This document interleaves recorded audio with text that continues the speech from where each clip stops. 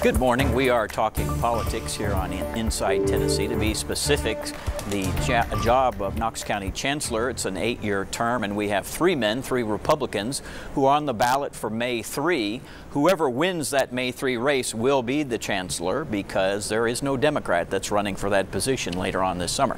So we have the incumbent, Clarence Pridemore, and we also have Bud Armstrong and Dino Cole, who are running. I was reminded by my lawyer friends as I was preparing for this show, gentlemen, that they said, well, remember, the bar poll is all the lawyers who spend all the time in court, but it's all the lawyers, and they maybe are not the best gauge of who's going to win this race. So I throw that out for whatever it's worth. Let's talk money for a minute, if we could. It's kind of awkward for you all because somebody who is a judge is in a very unique position of trust, obviously, in applying the law, and yet you need to raise money. And I'm curious, I just wanted to share some figures I have. We don't have absolutely the most current figures. These are current as of like early 2022. It says Chancellor Pridemore, it looks like so far you've gotten about $36,000 that you had at that point anyway. Dino Cole, roughly you've got an $18,000 loan and maybe $8,000 that were on hand. And Bud, you had the receipts roughly in that time period of $26,000. So, Chancellor, let me start with you. Your first race, you spent hardly and raised hardly anything. What's it like for you to have to raise money, and what kind of a position? How do you deal with that?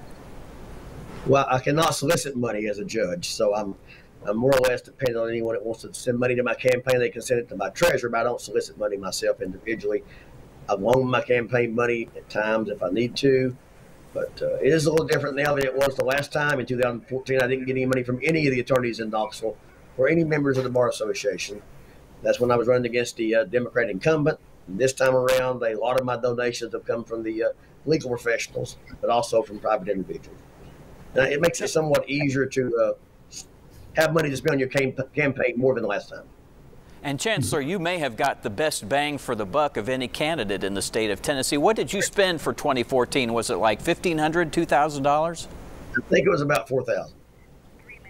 Not a lot. Anyway, Bud, let's talk with you. In looking at your donor list, you've got quite a sort of a mix of people. Some of the people from the law director's office who have given to you, other well-known folks in society.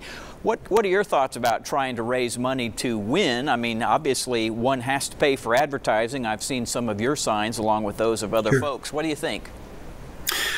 Well, I'll make a little correction here. We just had a new ethics opinion that judiciary candidates can solicit, with the caveat of, remember the rules. I have not asked anybody for any money. I thought it would be better not to get in that arena and stay away from it and go under the old guidelines. And people who have donated money, basically they go through my treasurer. People say, how do I donate money? And I tell them to call my treasurer. And only thing I know about the money at all is when I spend money and I ask them what my balance is. I just believe that I want a diversity of revenue. I truthfully only look at the report to see that it's right when we have to file a report.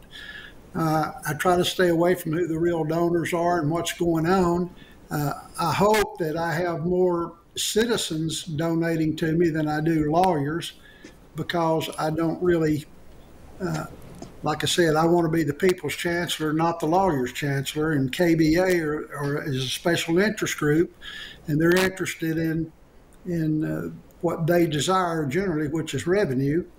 And like I said before, while I was the law director, I cost them quite a bit of money, and I don't think that we're in a good stead, so I wouldn't expect a lot of money coming in from attorneys. I'm happy that some of the attorneys that worked for me felt that they wanted to send me some donations. I never asked anybody for donations. That was of their own free will, and I don't see anything wrong with the system. Of course, you can always. I think Mr. Cole made a loan to his campaign, and I think if you're really willing to run and you want to run, you should be able to do that and stay in the race. get your message out to the citizens and let them select the person that they believe will do the best job for them instead of others. Thank you. And Mr. Cole, you get last word. These two guys have been in office or were in office, and I don't think you have held office before, so kind of puts you in a unique position. And as Bud Armstrong mentioned, you did take out a loan for yourself, which in many ways is sort of cleaner for you. So what are your thoughts? Well, I'm a political outsider. I've not run for several offices like Mr. Armstrong, or at least one office as Mr. Pridemore has. I've tried to raise money as I can and loan money as I can to get the message out there. I'm new to this process, but I think it's important that we get the word out to the voters from our campaign standpoint that I am the most qualified for the job. And it's an unfortunate reality that it costs money to buy signs and to send mailers and to do those sorts of things. But at the same time, it's the system we're in, and I accept it, and I hope that people will learn about me and learn about the fact that I want to make sure I'm the lawyer that gets it right. And I just want to correct one thing about the Knoxville Bar Association.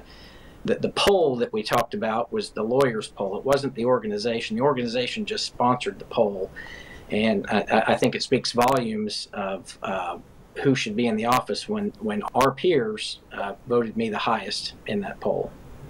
Understood, sir. Thank you. We're going to take our last break. You're watching Inside Tennessee. We will be back in a flash.